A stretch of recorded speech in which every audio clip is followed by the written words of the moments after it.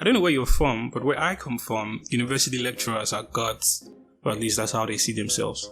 They say something and it comes to pass. For example, if you're supposed to graduate this year and a lecturer says you're not graduating this year, not even the Avengers could save you. You're not graduating this year. Forget about it. Move on with your life. Start thinking about what you do with the extra year you've been given. Look, lecturer logic is more confusing than a hungry girlfriend. Some lecturers even think it's wrong to score a student above 70%. Their insightful logic is, what do the students know for them to score 70%? They know what you taught them, sir, so basically it's on you if they can't score that high. I don't get why they're so proud to see their students aren't doing well. In fact, their motto is, A is for God, B is for me, C is for the brilliant ones. And they feel so good about themselves afterwards. And just as bad news spreads, the bad attitude spreads to non-teaching staff as well. I remember back then in school, I hated doing anything that required anybody's signature or stamp because every single staff in that university had a god complex. There was this one time I wanted the staff to stamp one of my papers. I was the only one there and she only had to stamp one paper. Just one. And the stamp was right there. In fact, I could do it myself if she let me. But she said I should go and come back the next day because she was eating. Like, do you use a full day to eat? Honestly, those guys are just annoying. But as annoying as non-teaching staffs are, lecturers on the other hand can frustrate the life out of you. Let me tell you about it. I remember when I needed my record file signed by one Titanic professor. When I got to his office, it was not available, just like my network actually. So I had to bring the record files to school the next day. And the thing is, they don't fit into my small bag, so I had to carry my big bag again. And that bag always made me look like some high school nerd. I hated that bag.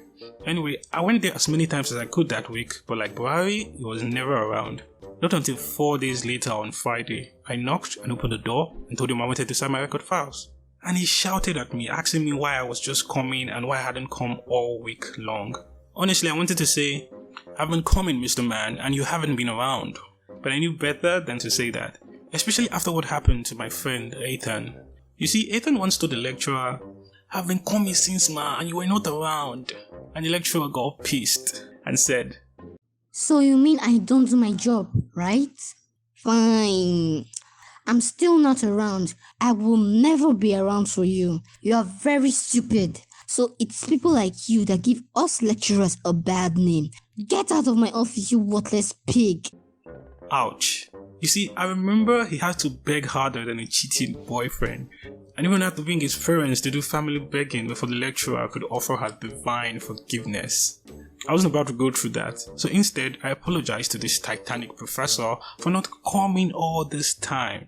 And I even helped him arrange his office, and then he told me he had to go and couldn't sign anything anymore that day because he had been writing since morning and he was too tired to even write his signature. Lecturers and their mind-blowing excuses.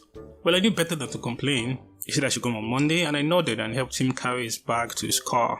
Monday came, and just like Ike's beard, he was nowhere to be found. Sup, Ike? Anyway, when I finally met him on Tuesday, a series of unfortunate events began for me. He sat down and said I should allow him breathe. I mean, it's not like I was stealing his oxygen or anything, but okay. I stood there for a while and then he finally asked me to bring my files. I did, and he asked me why I gave him a black ink pen, that he doesn't write with black inked pens, and I should go get him a blue inked pen. I wanted to say that was racist, but he's black, so it must have been inferiority complex. So I went outside to get a blue pen and came back and met him on the phone with whoever I was cheating on his wife with. I stood there for 30 boring minutes. It was like watching a La Liga match. I was already wondering if this whole school thing was worth it or if I should just drop out and learn Yahoo. That was my first year, by the way. Anyway, he finally signed and I couldn't be happier never to see that man's face again. Even when it was my friend's turn and he asked me to go with him, I refused. He called me a bad friend, but I couldn't care less. I did not come to this life to suffer. Anyway, until next time, go be.